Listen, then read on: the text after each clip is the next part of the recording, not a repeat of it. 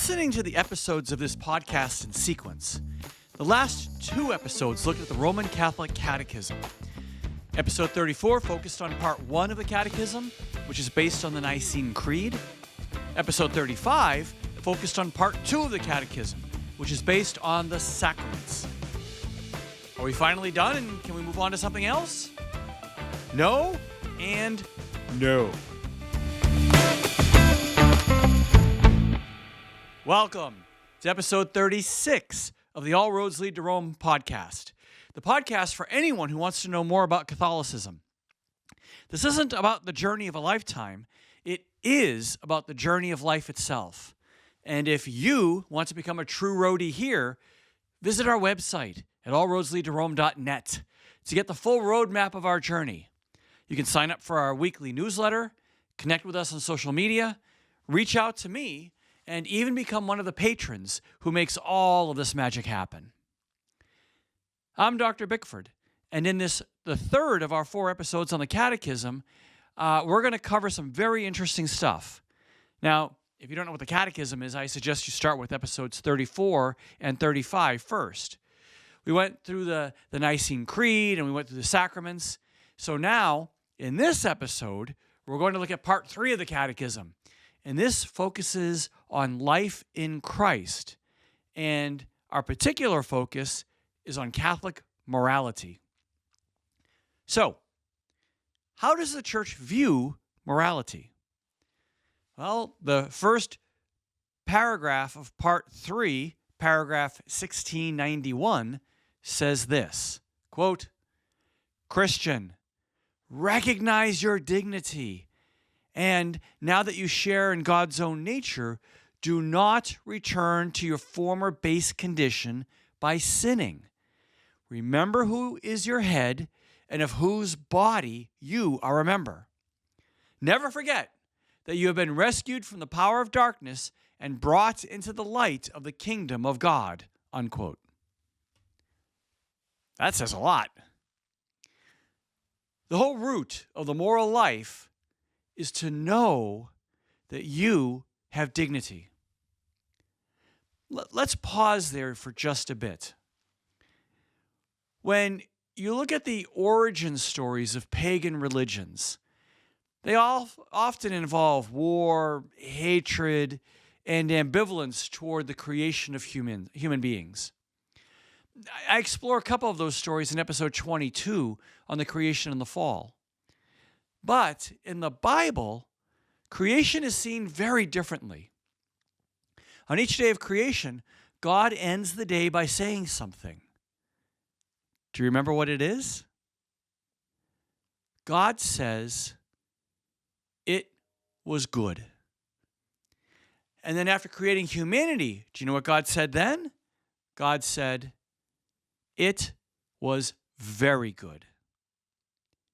Humans are very good because we are made in the image of God.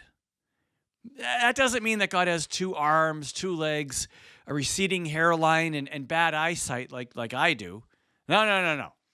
It means that the very essence of you and me resembles the essence of God. Therefore, we are holy. Now, this is a long passage, but in Matthew 25, we read this. Jesus said, quote, "When the Son of Man comes into his glory, and all the angels with him, and he will sit on the throne of his glory, all the nations will be gathered before him, and he will separate people one from another as a shepherd separates the sheep from the goats. And he will put the sheep at his right hand and the goats at the left. Then the king will say to those at his right hand, 'Come, you that are blessed of my Father, inherit the kingdom prepared for you from the foundation of the world. For I was hungry, and you gave me food. I was thirsty, and you gave me something to drink. I was a stranger, and you welcomed me. I was naked, and you gave me clothing. I was sick, and you took care of me. I was in prison, and you visited me.' And then the righteous will answer him, 'Lord, when was it we saw you hungry and gave you food, or thirsty and gave you something to drink? And when was it we saw you a stranger and welcomed you, or naked and gave you clothing, or when was it we saw you sick or in prison and visited you?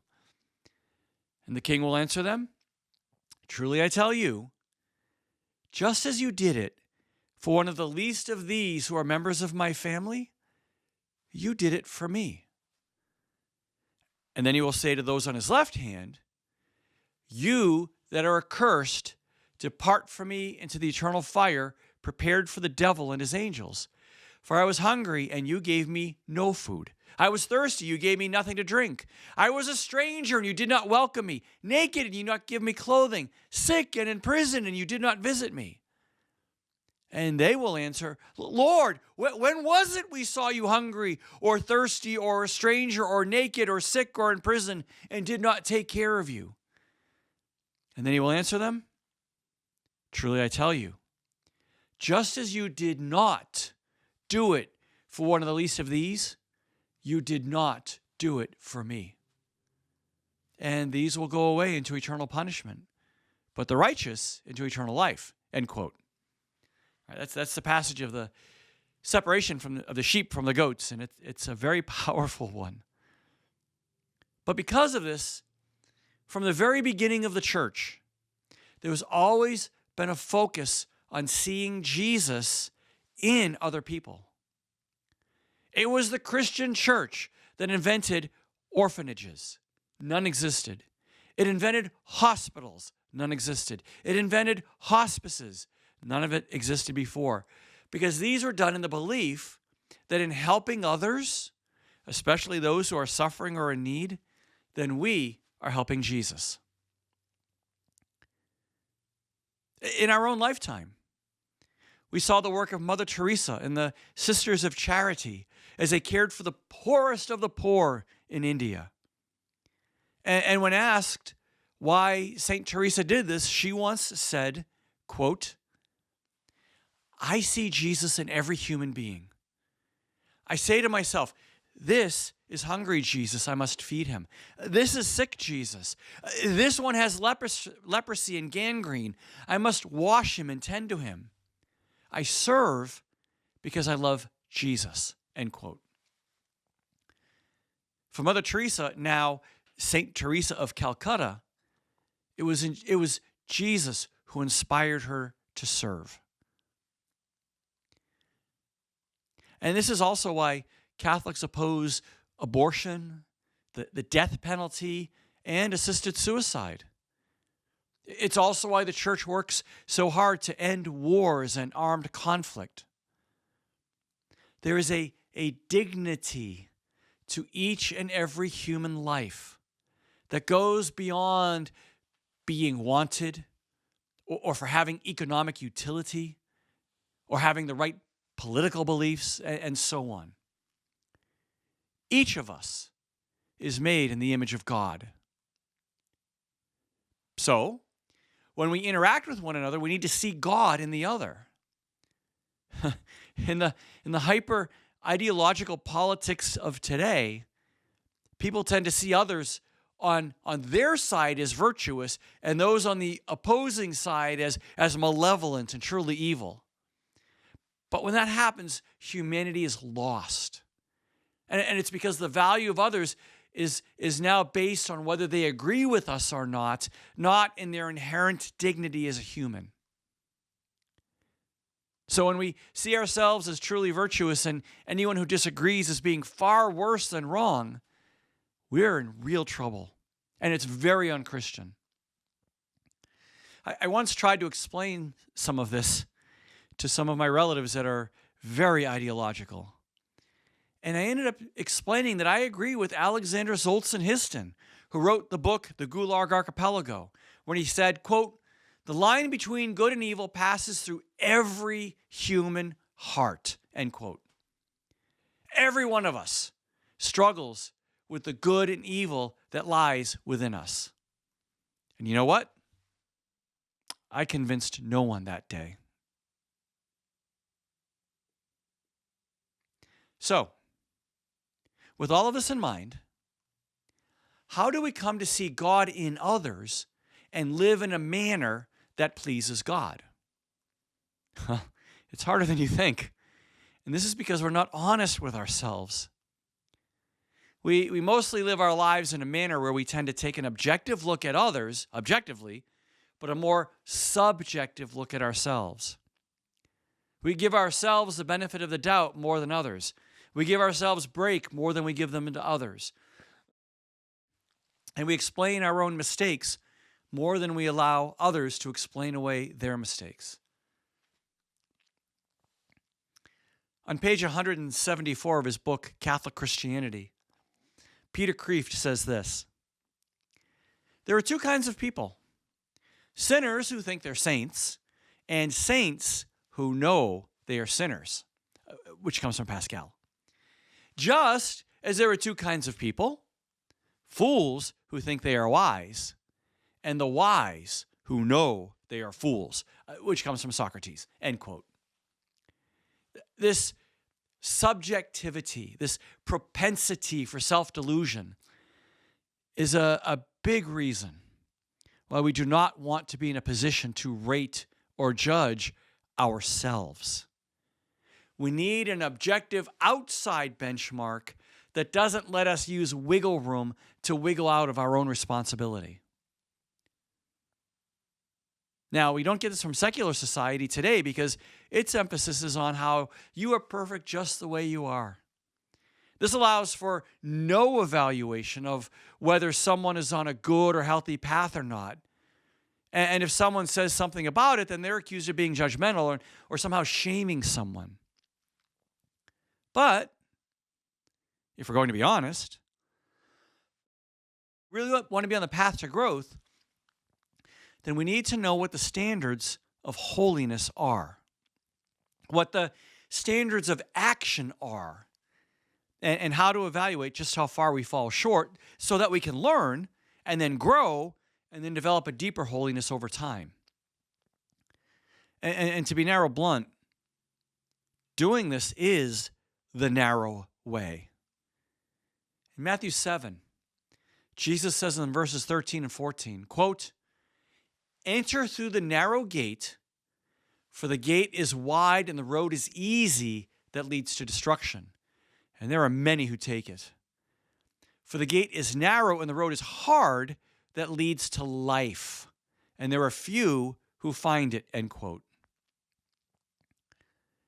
The road is hard that leads to life.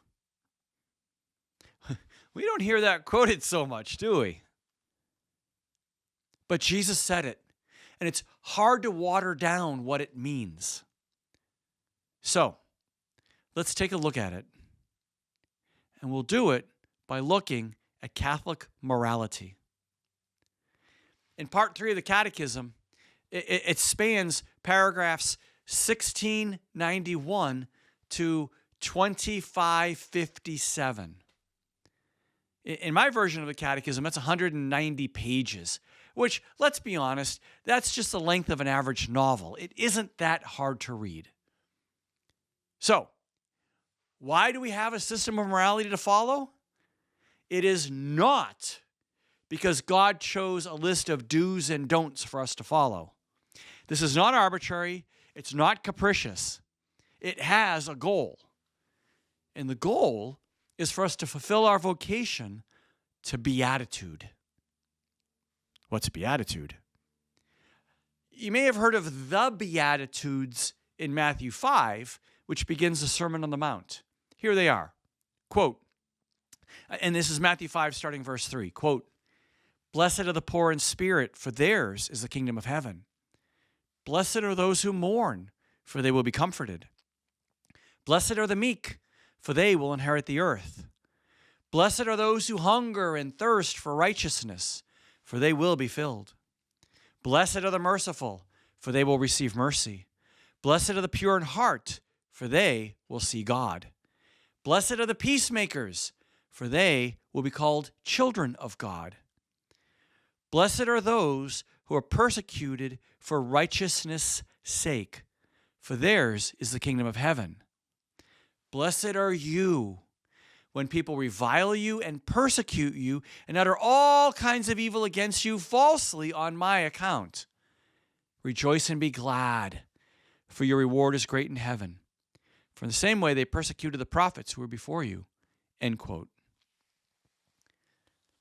So, when we talk about our vocation to beatitude, how does it relate to the Beatitudes? Well, this gets described in paragraph 1717 of the Catechism.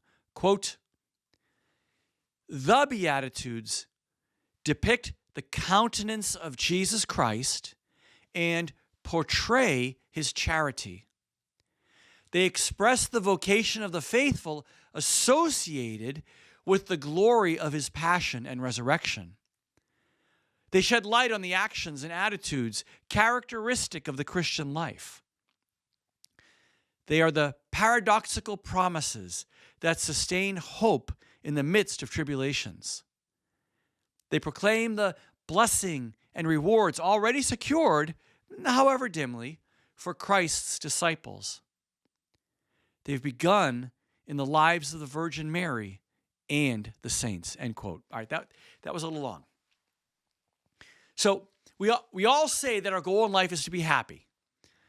If you want true happiness, then it has to be happiness that God has created you to enjoy, not a happiness you create for yourself. That kind of happiness is fleeting and insufficient. So when we talk about our vocation to beatitude, we use the Beatitudes listed in Matthew 5 to show the things that will bring true blessing and true happiness in life. Your body was made to be healthy, and you are healthiest when you eat healthy and exercise.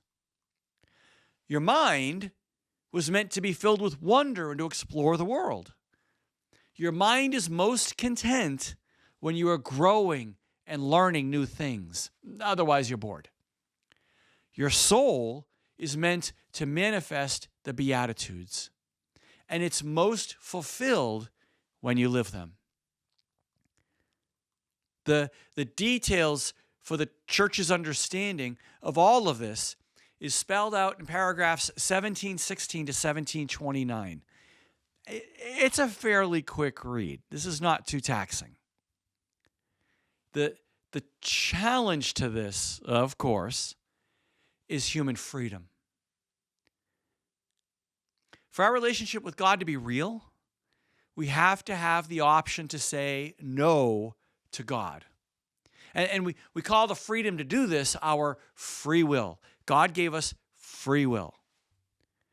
Paragraph 1730 says, quote, "God created man a rational being, conferring on him the dignity of a person who can imitate and control his own actions. God willed that man should be left in the hand of his own counsel so that he might, of his own accord, seek his Creator and freely attain his full and blessed perfection by cleaving to him." End quote. So God gave us the freedom so we can properly exercise that freedom to find him. And one of the enduring mysteries of human existence is why we so often and so completely reject God and follow our own paths, knowing that going our own way will lead to sin, suffering, and alienation from God. Episode 16 was on suffering and episode 17 on evil, and both go into this question in a significant way. And the control valve in all of this is that God gave us a conscience. Paragraph 1776 states, quote, "Deep within his conscience, man discovers a law which he has not laid upon himself, but which he must obey. Its voice, ever calling him to love and to do what is good and to avoid evil, sounds in his heart at the right moment. For man has in his heart a law inscribed by God. His conscience is man's most secret core and his sanctuary. There, he is alone with God, whose voice echoes in his depths." End quote. I love that. That's such a beautiful image of that special place where God connects to us and overrides our own passions and desires. So, then, how do we cultivate a holy and moral life? When I was Protestant, I didn't like taking ethics classes in seminary or reading books about it because ethics and morality were often seen as a list of do's and don'ts, and people from very different sides of each argument could make very good arguments for their particular lists, and it all felt so subjective, and I never understood why that was so. I was quite surprised when I became a Catholic and learned about virtue ethics. I honestly knew very little about the cardinal virtues or about how Catholics understand the way to cultivate them. If you want a detailed explanation of this, I suggest you listen to episode 18 on virtue ethics in general, and then episode 19 on the cardinal virtues and theological virtues. But for this episode, I'll just give you a quick overview. And it starts with what defining a virtue is. In paragraph 1803 of the Catechism, it says, quote, "A virtue is a habitual and firm disposition to do the good. It allows the person not only to perform good acts, but to give the best of himself.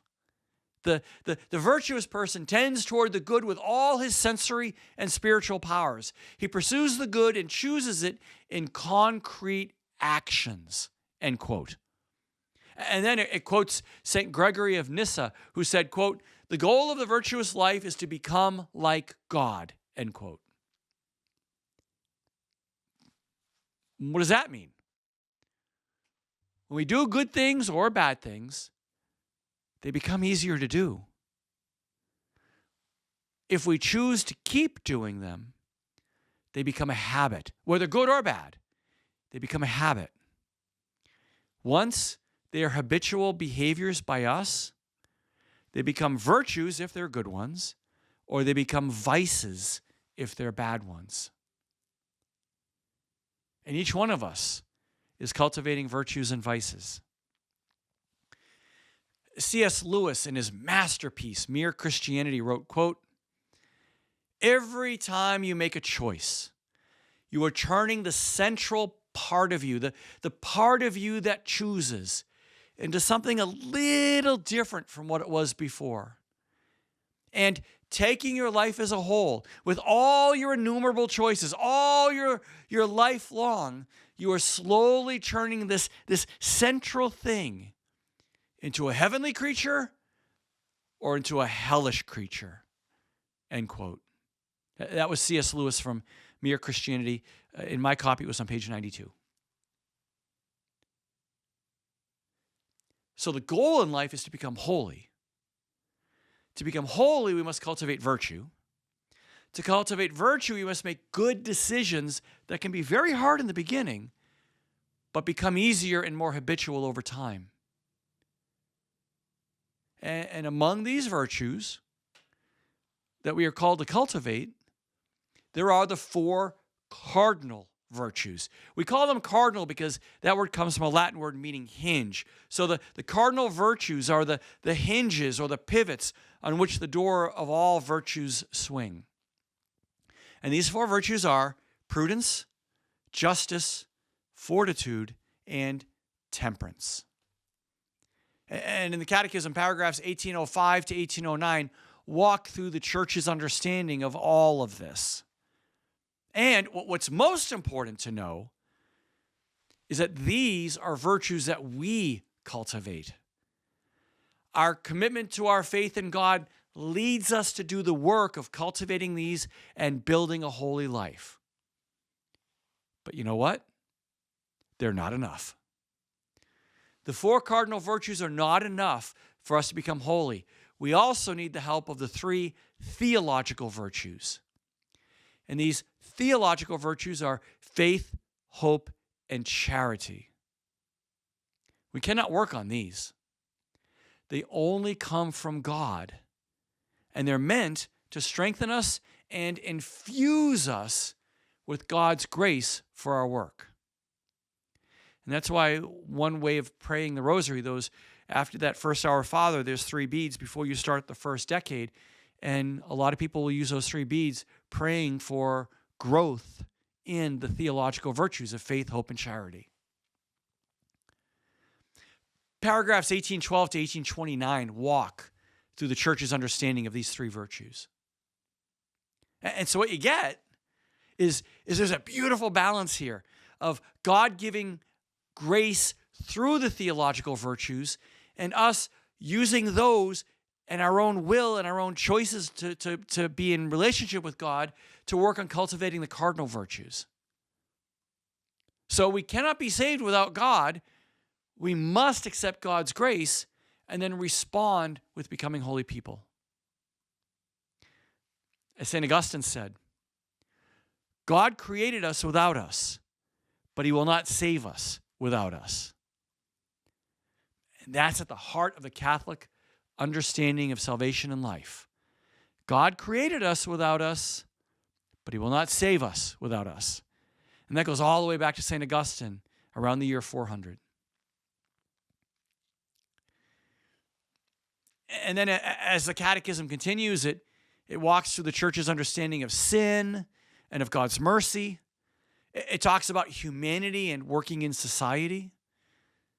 It walks through Catholic social justice principles and explores the idea of human solidarity based on our dignity. Each person has a special dignity because they are made, remember, in the image of God. The Catechism then goes through a section on the moral law. In paragraph 1950, we read, "The moral law is the work of divine wisdom. Its biblical meaning can be defined as fatherly instruction or God's pedagogy. It prescribes for humanity the ways, the rules of conduct, and everything else that lead to the promised beatitude. It also prescribes the ways of evil which will turn us away from God and God's love." So it gives firm precepts, but also promises worthy of love. It then goes on to explore the Catholic understanding of natural law, the law of the Old Testament, and how grace and justification work in the New Testament. So if you really got into episode 31, which addressed the question that you often hear Protestants ask, are you saved? And you want to wrestle through the Catholic understanding more fully than the episode did, go to paragraphs 1987 to 2016. Then we come to the very core of part 3 of the Catechism. Remember, the core of part 1 was the Nicene Creed. The core of part 2 was the sacraments. What is the core of part 3 in the moral life? It's the 10 Commandments. They're found in Exodus 20 in the Bible and repeated in Deuteronomy 5.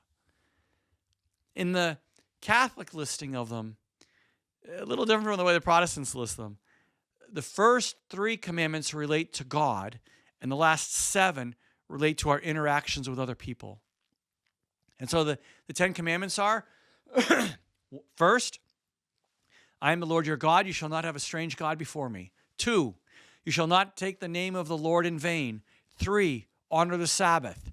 All those relate to God. The rest relate to us relating to other people. 4, honor your father and your mother. 5, you shall not kill. 6, you shall not commit adultery. 7, you shall not steal. 8, you shall not bear false witness against your neighbor. 9, you shall not covet your neighbor's wife. And 10, you shall not cover your neighbor's goods. I don't need to walk through those here. There's certainly lots of resources on the commandments. They're important to know, but it's just as important to know that Jesus took those and then raised the requirements. As we read in paragraph 2054, Quote, Jesus acknowledged the Ten Commandments, but he also showed the power of the Spirit at work in their letter. He preached a righteousness which exceeds that of the scribes and Pharisees, as well as the Gentiles. He unfolded all the demands of the commandments when he said, "You have heard that it was said to men of old, 'You shall not kill.' But I say to you that everyone who is angry with his brother shall be liable to judgment." End quote. So what's Jesus doing? He's issuing the call to perfect love. Something that's really hard to achieve, but which must always be the goal. Paragraphs 2052 to 2557 walk through the Ten Commandments. That's right. There are just over 500 paragraphs on the Ten Commandments. They go through an explanation of what they mean, why they matter, and how they get applied to a life of growing holiness. And that, my friends, takes us to the end of part 3. So much of the holy life and how to cultivate it is in part 3. If we understood and lived it, we would know peace. And we would know, and if we knew peace, most of the evil in the world would disappear. The 20th century famous Trappist monk Thomas Merton wrote, quote, "We are not at peace with others because we are not at peace with ourselves. And we are not at peace with ourselves because we are not at peace with God."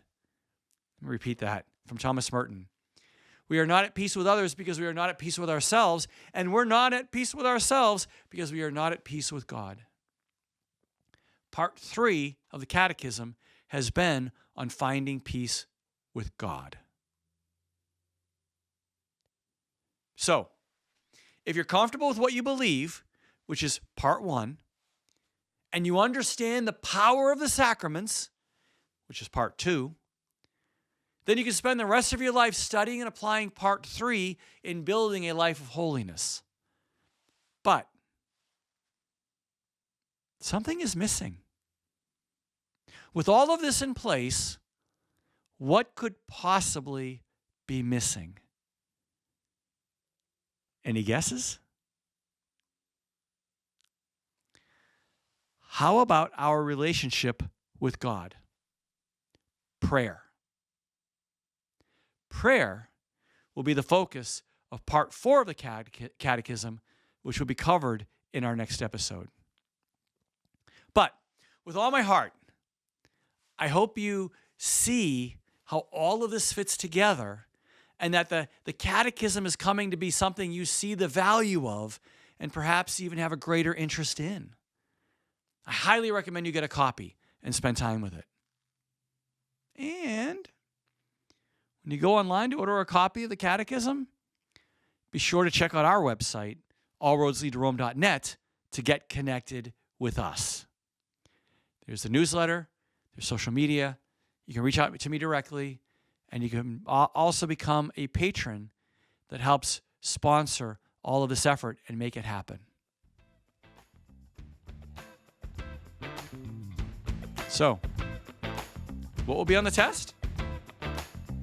Part 3 of the Catechism focuses on the life of Christ.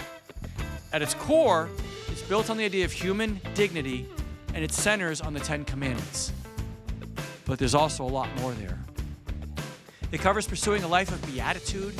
It goes through the Church's understanding of human dignity, free will, the cardinal virtues, the theological virtues, sin, God's mercy, Catholic social justice, natural law, and more.